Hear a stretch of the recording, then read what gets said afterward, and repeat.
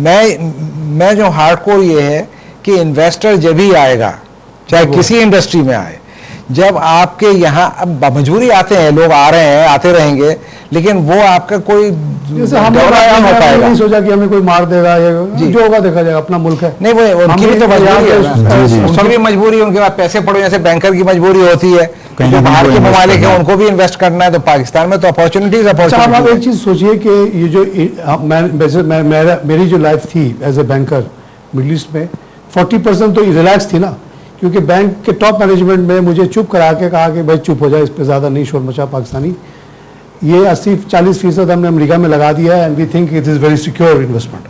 अब जो 60% पैसा बच गया वो इन्वेस्ट करने का रास्ता ढूंढो। तो हम कोरिया में लगा रहे थे, हम इधर लगा रहे थे, उधर लगा रहे थे, बाकी अपने मिडिल ईस्ट में तो इतना लगता नहीं था।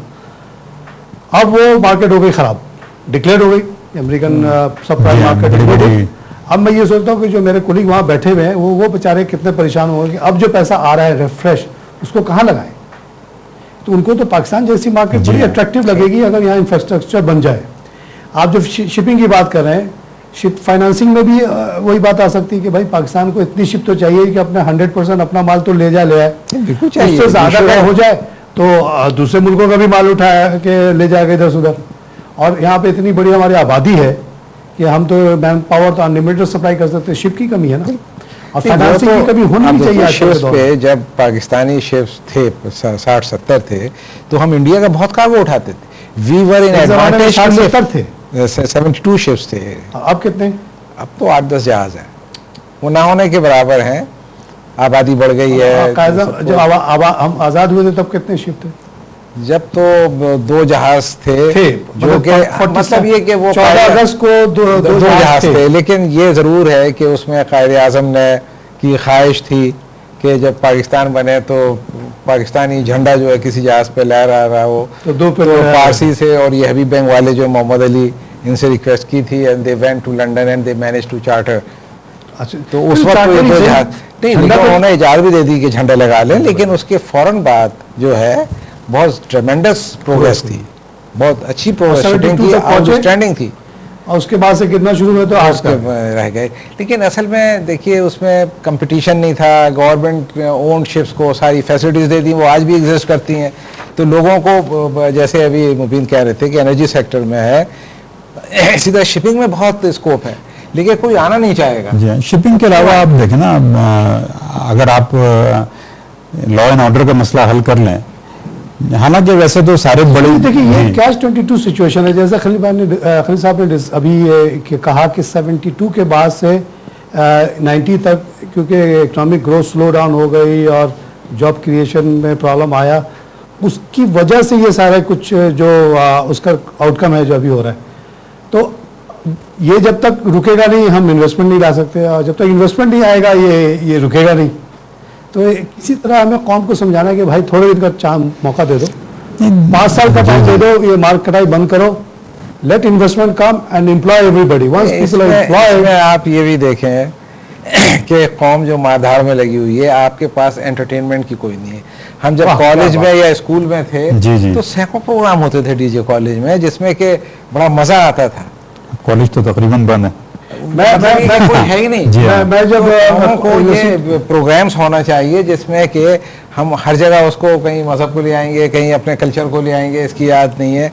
ये भी बहुत बड़ा फैक्टर है यहाँ पे इन्वेस्टमेंट ना आने का। अरब वगैरह यहाँ आने नहीं चाहते, जी, वो दुनिया भर जाते हैं। हालांकि कहने को अरब है, मुसलमान भी है, लेकिन they want to have a good life. यहाँ आते हैं, यहाँ देखते हैं कि ये बड़ी सख्ती है। गोरा क्यों आए पाकिस्तान में? पागल गोरा ही आएगा। जब मैं ABN AMRO में था, यकीन मानिए, it was a struggle to find a good Dutch man would agree to come to Pakistan। कहता था यार वहाँ शराब नहीं है, वहाँ इंटरटेनमेंट नहीं है, वहाँ ये नहीं है, मैं नहीं जाता हूँ। जो वर्स्ट आदमी होता था ना, जिसको अब हम निकालने वाले होते थे, कहते चल इसको भेज देते हैं, गधे के बच्चे को भेजने से पहले चलो इसको एक पोस्टिंग पाकिस्तान की दे दें, ये खुद ही छोड़ के चला जाए।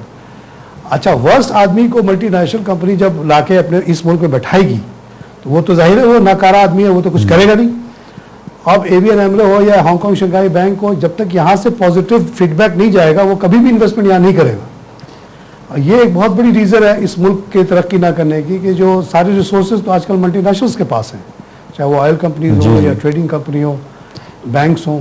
यहाँ वर्स्ट लोग आते हैं, वर्स्ट टाइप के रिपोर्ट्स भेजते हैं, वो कहते हैं कि यार हम 3 साल किसी तरह गुजारे, यहाँ से चले जाएं। लेकिन बहुत बड़ा फैक्टर है। लेकिन तारिक साहब देखें, इसके बावजूद जो आपने सारी बातें की, इसके बावजूद यूबीएल है, एमसीबी है, यूबीएल में फॉरेन इन्वेस्टमेंट आई, एमसीबी में मलायन बैंक था, उसने तकरीबन 20% स्टेक्स एमसीबी के ले लिए, तो ग्रोथ तो हो रही है और इन्वेस्टमेंट भी आ रही है। बैंकिंग सेक्टर कहाँ से कहाँ पहुंच गया?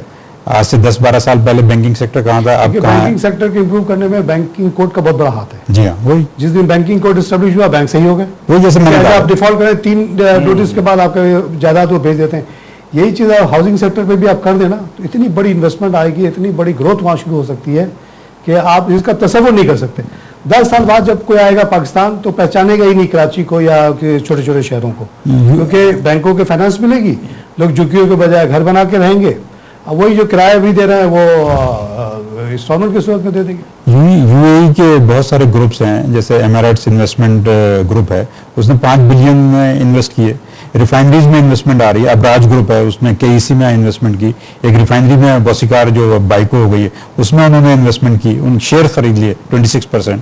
तो इन्वेस्टमेंट तो आ रही है ड्यू टू इन्वेस्टमेंट पॉलिसीज, या हालात खराब हो, आई एग्री विथ यू, लेकिन लोग वही लॉन्ग टर्म देख रहे हैं ना वो जी। इनको पता है कि this is economic super power of the future.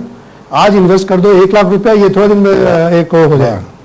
उनको बिल्कुल क्लियर कट नजर। आज आप 1 करोड़ रुपये यूरोप में इन्वेस्ट कर दें, अमेरिका में, वो इंशाल्लाह 20 साल के बाद वो 1 लाख हो जाएगा रियल टर्म में, क्योंकि वो डिक्लाइन पे इकोनॉमी। देखिए, फॉरेनर्स की बात तो छोड़ें, जो पाकिस्तानी रिटायर्ड लोग हैं जो नेशनल सेविंग में इन्वेस्टमेंट करते हैं, पिछले साल का टारगेट 150 बिलियन का था, जो कि जब उन्होंने इन्वेस्ट किया, पाकिस्तानियों ने इन्वेस्ट किया ना नेशनल सेविंग में, तो वो 267 बिलियन उन्होंने इन्वेस्ट किया 1 साल में। तो ट्रस्ट खत्म नहीं हुआ है, ट्रस्ट है, पॉजिटिव अप्रोच जी। मुझे सब बहुत लंबी ये डिस्कशन है, इसको तो हम एक इसमें कर नहीं सकते, फिर करेंगे बात। अब मैं कंक्लूड करता हूँ। नाज़रीन, why invest in Pakistan, Pakistan ही में हम क्यों इन्वेस्ट करें, क्यों ना हम कहीं और करें। इस पर एक आपने डिस्कशन हमारी सुनी, 2 प्रोमिनेंट ओवरसीज़ पाकिस्तानी जो कि पाकिस्तान में वेल सेटल्ड हैं, वो हमारे शरीक गुफ्तगू थे।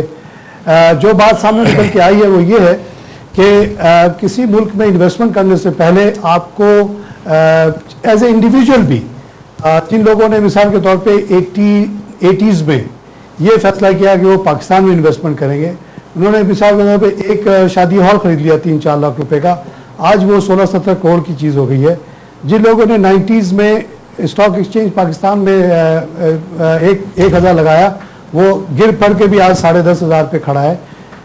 जिसने ये सही डिसीजन लिया उसकी ज़िंदगी अच्छी हो गई, जिसने पाकिस्तान को खैरबाद कहा और एक मैच्योर्ड इकोनॉमी जहाँ के रिटर्न्स आर बिल्कुल determined and they don't increase much like Canada है या स्टेट्स हैं, 5.5-6% का आपको रिटर्न मिलता है। डिपॉजिट पे रखें तो आप 3.5 मिलेगा, कोई भी कारोबार करेंगे तो उसका जो नेट रिजल्ट आएगा वो 5.5-6% आएगा। घर में आप लगाएंगे, पहले 5.5-6% का ग्रोथ था, वो अब नेगेटिव चला गया, 50% गिर गए। पाकिस्तान में किसी फ्लैट, किसी घर का कीमत गिरी नहीं है, ठीक है, थोड़ा स्लो डाउन होता है, फिर से बढ़ना शुरू हो जाता है। हाउस बिल्डिंग का डाटा आप देखें, उन्होंने जिस घरों पे 1 लाख 1.5 लाख रुपए का कर्जा दिया था, जिसकी वैल्यू 2.5 लाख रुपए थी, वो आज वो नीलाम करते हैं तो उनको 10-10 लाख रुपए मिलते हैं। अपना लोन सेटल करने के बाद भी 80-90% जो है ना वो बच जाता है जो एक्चुअल लोन वाले पर। ऐसी सिचुएशन वेस्ट में नहीं है। वहाँ तो ये हो रहा है कि लोग अपने घर छोड़ छोड़ के भाग रहे हैं, क्योंकि अगर 1 लाख का कर्जा है तो घर की कीमत 50,000 हो गई है, इसका मतलब उनको पॉकेट से देना पड़ेगा, वो छोड़ के भाग जाते हैं। तो हमारा कंक्लूजन ये है, और उसमें एक अहम बात समझने की ये है कि इंडिया जिसको सोने की चिड़िया कहा जाता था, दरअसल सोने की चिड़िया नहीं थी, ये हीरे की चिड़िया थी। चाइना भी हीरे की चिड़िया थी, इंडोनेशिया भी हीरे की चिड़िया थी। इस पे कॉलोनाइजेशन के प्रोसेस में इतनी ज़बरदस्त एक्सप्लॉयटेशन हुई कि ये मुल्कों को एकदम ही गरीब करके चले गए। इनका मजाक वही लोग उड़ाते हैं जो यहाँ खुद आए लूटने के लिए और यहाँ से लूट के ले गए।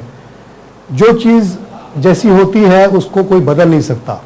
ये हिमालय पहाड़ जहाँ से पानी रस रस के चाइना में भी आ रहा है, थाईलैंड पे भी जा रहा है और पाकिस्तान में भी आ रहा है, ये पता नहीं कब से ये पानी दे रहा है और कब तक देता रहेगा। ये सबसे बड़ी फैक्टर है इस इलाके की कामयाबी की। ये आपको साइबेरिया की सर्दी से ही बचाता है और रेगुलर बेसिस पर पानी भी सप्लाई करता है। यहाँ बारिशें भी ज़्यादा होती हैं, तो ये इलाका है ही कुदरती तौर पे अच्छा रहने के लिए भी थोड़े से खा के थोड़े से कपड़े पहन के इंसान जिंदा रह सकता है। इसीलिए यहाँ 80% तक प्रोडक्शन इसी इलाके में होती थी और ये फिर से हो जाएगी। अभी बहुत सारी इस इलाके की प्रोडक्शन शो होती है एज ए वेस्ट की प्रोडक्शन। मिसाल के तौर पर इंडोनेशिया की जितनी लकड़ी कटती है उसको ये दिखाया जाता है कि ये हॉलैंड से एक्सपोर्ट हो रहा है, हालांकि हॉलैंड से उसका क्या ताल्लुक है। वहाँ सिर्फ एक कंपनी बैठी है जो एक्सपोर्ट कर रही है, हॉलैंड वहाँ से बहुत सस्ते में लेती है और दुनिया भर में महंगा बेचती है। अब वो उसके जीएनपी में काउंट होता है उसके तो असल प्रोडक्शन सारी इस इलाके में हो रही है। ये जब समझ जाए इंसान तो उसके लिए डिसीजन लेना बहुत आसान है कि इन्वेस्टमेंट पाकिस्तान में क्यों करनी चाहिए, क्योंकि ये फ्यूचर का इकोनॉमिक सुपर पावर है। और अल्लाह करे हमारे लीडर्स को, पूरे रीजन के लीडर्स को ये विजन आए कि हम छोटी छोटी डिफरेंसेस को भूल के इसको एक कॉमन मार्केट बना दें, फिर तो हमें कोई रोक ही नहीं सकता, क्योंकि डिफेंस एक्सपेंडिचर खत्म हो जाएंगे, टेंशन खत्म हो जाएगी और दुनिया के बिगेस्ट इकोनॉमी के तौर पे हम लोग उभरेंगे। चाइना नंबर 2 रहेगा, इंडोनेशिया वगैरह हमारे पीछे होंगे, वेस्ट आस्ते आस्ते डिक्लाइन पे चला जाएगा।